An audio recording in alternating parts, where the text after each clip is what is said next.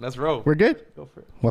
Welcome to the show. Thank you, brother. Thank We've you. been rapping for about 30 minutes. Yeah. Trying to troubleshoot, and we got into the PM stuff. You being a PM out there, how you transferred from being an engineer to doing PM work, and I agree with you, man. It's for me as a PM, I've learned that creating a relationship with the person you're working with directly is the most important thing. It's very important. Yeah, I mean, whether it's over email, but definitely over telephone, because a lot of the people I work with are off island. So just to hear the voice, and sometimes you don't even meet the person. Oh yeah, for like it's years. Crazy. Yeah, you're like, oh, that's what you look like. yeah. Finally, I get to put the voice to the face, yeah, or face to the voice. So, but you were mentioning about. Gosh, what were you going with? So you're right. You know, like I use that analogy sometimes in the project management world where you could build a perfect house. Right. But let's say you built a perfect house and the person who buys it, I mean, this is hypothetically speaking, right? The person who buys it's in a wheelchair and you built steps in the front door. Like that's a perfect house, but it's not perfect for the person. Right?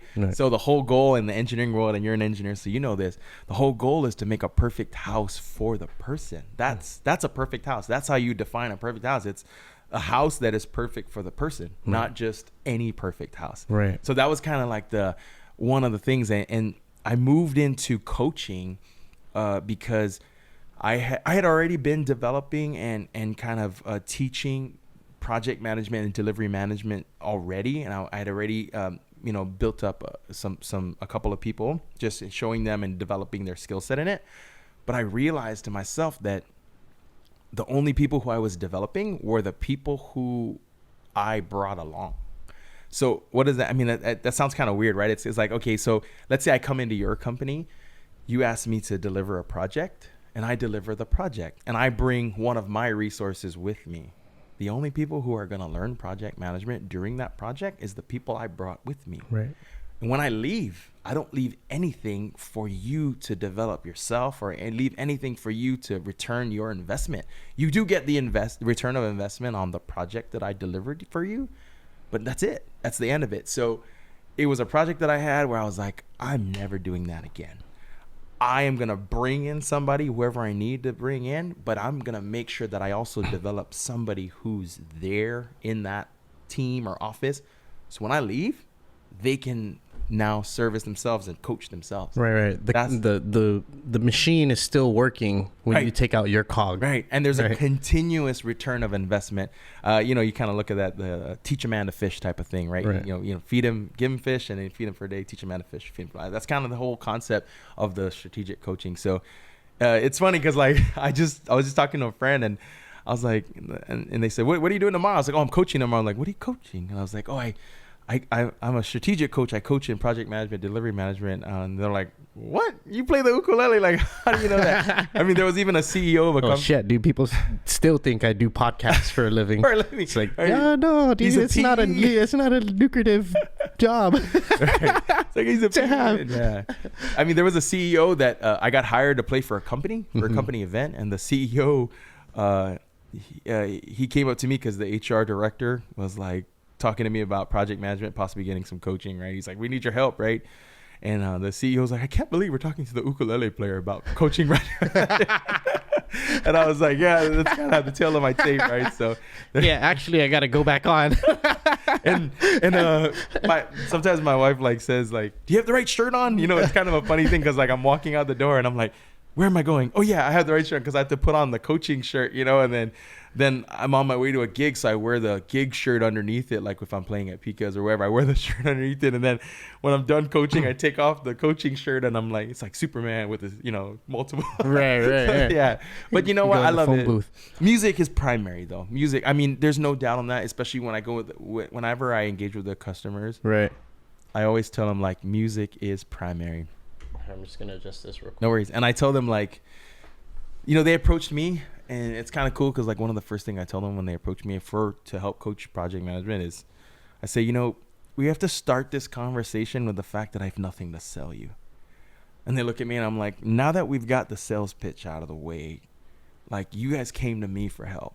I have nothing to sell you. I didn't come here with a product. I didn't come here with content. Has this been all word of mouth for you? Yeah. I actually cannot advertise. And someone actually... Why is that? Because I don't have bandwidth. There is zero bandwidth for me to advertise. I could not take on another customer, whether it's not. Oh, I see. Zero bandwidth. Like, right. music Okay. is my priority, and any extra time I have is for music production. That's where we focus, right? You know, if God takes me in a different direction, if for some reason I can't play music, if I get injured or something like that, then we'll talk about that. That's a different story. Right. But for right now, music is our priority. So I don't have any bandwidth. As a matter of fact, someone asked me to be a guest speaker and talk about project management and delivery management for a conference in November. Mm-hmm. And they're like, you know, I'm sorry, we don't pay our presenters. I was like, but you can show your talent and you can plug your company. And I was like, well, sorry to let you know this, but I actually can't show my talent. I can't plug my company because, like, have you ever heard of the notion, like, if you advertise and you can't actually fulfill your advertisements, like, that's actually a negative. Right. Yeah, so yeah. I don't want to do that. I don't want to come out and be like, hey, everybody, I can do this. And then like 10 people are calling, we need help. And you're like, I can't do it. It's like, then that makes them mad. It makes people mad. It's like, so I don't advertise. And that's a blessing. By the way, I need to declare that. Like, that's not.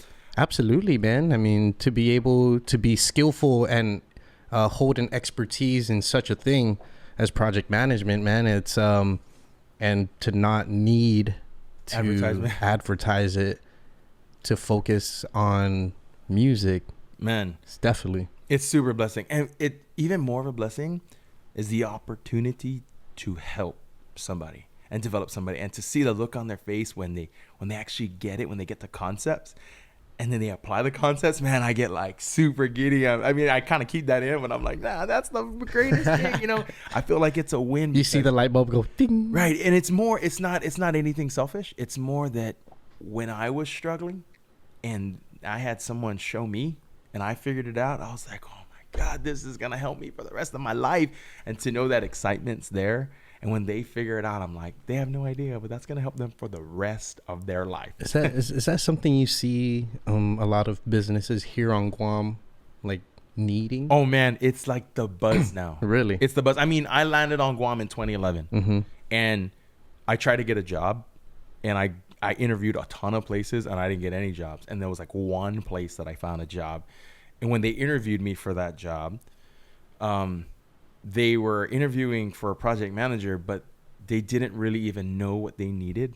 Out of the project manager? Well, out of the position? Because maybe? What they needed actually was someone to develop a project management methodology and actually be an enterprise project manager, which is way higher than just a project manager, right? So yeah, they needed something a little different. And I mean, that just shows like the infancy of project management on Guam as a whole. Usually everyone's just starting a business and going for broke. Right. I mean, doing the best they can. Yeah. Right. There isn't really like a guidance or a standard. Right. In the States, if you try to engage with a company and you don't have project management knowledge, you know, the first thing they say, that raises a flag for them. They're like, well, now we're going to have an inefficiency on your side because you don't have project management knowledge. I think we're going to go with the company that has it. But here in Guam, that's not the case. You know, I mean, we do the best we can. So it's now our turn to kind of learn that. Right. And people are developing that. But the only place you really find project management in its actual capability and proficiency on Guam most of the time is going to be in the construction side. And a lot of the times it's going to be imported skill sets. Right. So a big, large company has a contract here and they fly the project manager in. Right. Or the military fly the project manager in. So the goal now is I have this supervision. I'm just going to throw it out to the world. Nobody knows this but my wife. So here it is, the universe. I have a vision that in 10 years, I want to create a community of practice that's Guam-wide. That where people can meet with no agenda. Like you can't be allowed to bring your agenda. So there will be no sponsors. It's not about money. It's literally a community of practice where people can come and share lessons learned and help each other in delivery. But I emphasize that for that to work, you cannot bring your agenda. Can you imagine if I was a company A and you're company B and we come to this community of practice, talk about project management, and I'm coming trying to push my business on you? Right. You'd be like, Get out of here. I didn't come here to, I'm not coming back to this shit. Yeah, right? Yeah. So that's like the whole point. And so I hope in 10 years from now that I think it's closer than that. You know, I mean, maybe even I've discussed with different people about starting a think tank, right? Oh yeah. You know, something that everybody can get together, and whether it be at a bar or whether it be at someone's house or something, and you come together and you have a focus for that day, right? Or that evening, someone would present something of their expertise or background, and then you network, right? And you just figure out, you know, how you can help each other, in a sense, but not project management specific, but I mean, it's still along the same lines. Same concept, yeah. And really, like on the project management side, it's more like, okay, let's say a company wins a contract and they're working with the military, and they've never done it before. So they come in and they're networking and they find someone who just finished a contract with the military. And if they can share their lessons learned, man, that gives Guam a step up in everything. You know what I mean? I mean, sharing your lessons learned, it's never going to let another person get an edge on you. That's something that's cool about project management. It's like project managers are always peers, no matter what level you are. And if you help other project managers, it will come back to you tenfold. For sure. So that's kind of like the goal. Like if we get an understanding of the proficiency, the skill set, the capability, enough Guam-wide where people start investing in it. And then we have this community of practice where people just come and share wins. That's really kind of what it is, right? Whether they're small or big wins, people can benefit from that. Then it becomes this, it's a mindset now. And I'll give you a cool thing. So we just finished a project in June. It was a really great project. Thankfully to the team who really worked hard on it, it was successful in a scale of definition of success. I'd say it was successful. And then another project comes up, and immediately, like the executive over the second project is like, oh, I need so-and-so. I need the project manager from that one. Like before that project and actually developing a structure, people didn't think that way. But now it's like, oh, we have this project we have to do. I need the structure, please, and it's like, okay, well, now you have to develop one that's in your side. Yeah. So now the goal is to develop other people. So that's kind of where I sit. And that's why I call them BPRP episodes, which stands for best practice, real practice. And the notion there is like, yeah, we always want to do the best practice. That's always the case, right? But sometimes best practice is not possible. Like if you don't have the money, number one, right? If you don't have the skill sets just not available, what are you going to do, right? Right. So what do? There's a real practice that there's always a real practice that you can reach out to that can kind of help you. And so that's my goal right now. It's like, because right now businesses, especially small businesses on Guam, who need like project management delivery, dude, they don't have the means to always do the best practice. Right. Like some people are just like, it's like, this is what we got. Yeah. And we're just going to push this. Right. So you have to find a way to actually make it real and literally in the real world and then deliver despite all of that.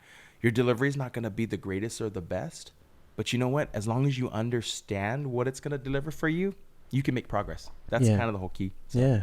Anyways, that's a little geeking out on project management. Sorry, I know engineers side of us, right? We're working, so I hope that's man. That's my life right now. I mean, that's what I spend all my daytime. Just doing that and trying to find efficiency and create efficiency in processes. Because, I mean, even where I work, it's even though a process is created, the turnover rate becomes a problem because this person didn't know that this process was like this when they left, and it's like, oh man, all right, we gotta explain this. I think we need to put this in a memorandum. Sometimes those are only learned the hard way, like you described, right? So man, that's unfortunate, but yeah, hopefully it comes around. I mean, I have a genuine passion to help Guam and help others. So really, I turned like the skill set that I knew and I just connected it to my passion. And and people are like, why are you doing these videos? Why are you doing these project management videos? And I'm like, because I got a lot of requests for them.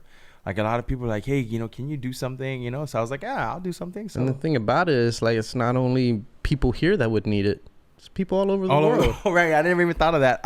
In my mind, I just think it's on the internet.